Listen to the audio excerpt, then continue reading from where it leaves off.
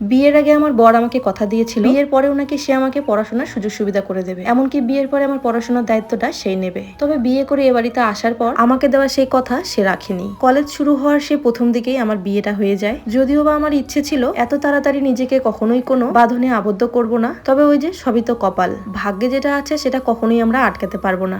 ভাগ্য আমাকে তখন বড় একটা বাঁধনে আবদ্ধ করে দেয়। তবে আমি ভেবেছিলাম পড়াশোনাটা আমি বিয়ের পরেও চালিয়ে যাব, আর আমার বড় আমাকে কথা দিয়েছিল বিয়ের পরে আমার পড়াশোনার দায়িত্বটা সেই নেবে। কিন্তু সে বাড়িতে যাওয়ার পরে অভাবটাকে আমি খুব কাছের থেকে দেখেছি। আমরা তিনজন মিলে 3 বেলা কোনো রকম খেয়ে পার করতাম। বিয়ের কিছুদিন আগেই সবে মাত্র একটা অফিস জয়েন করে, আর তখন সে খুব অল্প পরিমাণের বেতন সেখান থেকে পেত, আর সেই টাকায় ভালো করে সংসারটাই চালানো যেত না। আর সেইখানে দাঁড়িয়ে আমার পড়াশোনার খরচ ওঠানোটা ওর পক্ষে অনেক বেশি কষ্ট হয়ে দাঁড়াচ্ছিল, আর সেইখানে দাঁড়িয়ে আমার পড়াশোনাটা আমাকে বিসর্জন দিয়ে দিতে হয়। আর তখন আমার মনে হয়েছিল জীবনটা বোধহয় আমার এখানেই থেমে থাকবে, মুক্ত পাখির মতন আকাশে ওরা স্বপ্নটা বোধহয় স্বপ্নই থেকে যাবে। তবে না, আমার জীবনটা কিন্তু সেখানে থেমে থাকেনি। আমি জীবনে যতই এগোচ্ছিলাম ততই যেন আমার নতুন নতুন অভিজ্ঞতা হয়েছিল। তবে আমার সেই অভিজ্ঞতাগুলো কিন্তু সবটাই সুখের ছিল না, তার মধ্যে ছিল অনেক কষ্ট, অনেক আঘাত। তবে আমার বাবা মা কিন্তু সবসময় আমার পাশে ছিল। প্রথম দিকে আমি আমার হাজবেন্ডের সাপোর্টটা যদিও বা সেভাবে পাইনি, তবে এখন আমার প্রত্যেকটা পদক্ষেপে তার ভরসার হাত দুটো সবসময় আমার পাশে থাকে। আমি বরাবরই চেয়েছিলাম মুক্ত পাখির মতন আকাশে উড়ে বেড়াতে, তবে আমাদের সমাজে মুক্ত পাখির ডানা দুটোই কেটে নেওয়া হতো। সত্যি কথা বলতে এই সমাজের হাত থেকে আমি নিজেই নিজের ডানা দুটোকে বাঁচিয়েছি।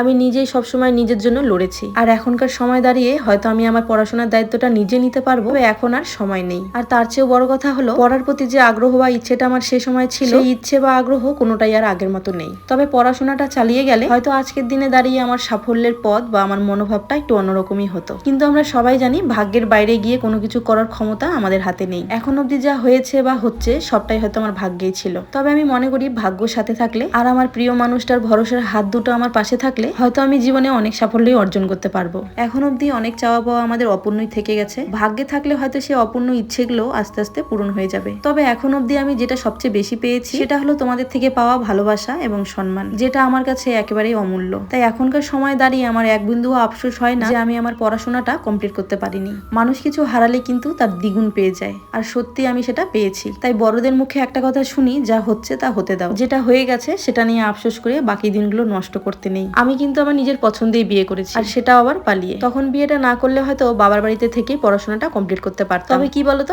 পালিয়ে মানুষ বিয়ে এমনি এমনি করে না। যখন পরিবারের লোকরা মেনে নিতে চায় না, তখনই কিন্তু একটা মেয়ে বা ছেলে সিদ্ধান্তটা নেয় পালিয়ে বিয়ে করার। পালিয়ে বিয়ে করাটা সবাই একটু অন্য চোখেই দেখে, তবে কে কি বললো বা দেখলো সেটা আমার দেখে লাভ নেই। আমি সেই সময় আমার প্রিয় মানুষটাকে হারিয়ে ফেলার ভয়েই কিন্তু পালিয়ে বিয়েটা করেছি, আর এখন আমি আমার সেই প্রিয় মানুষটার সাথে অনেক ভালো আছি, আর এটাই আমার কাছে অনেক।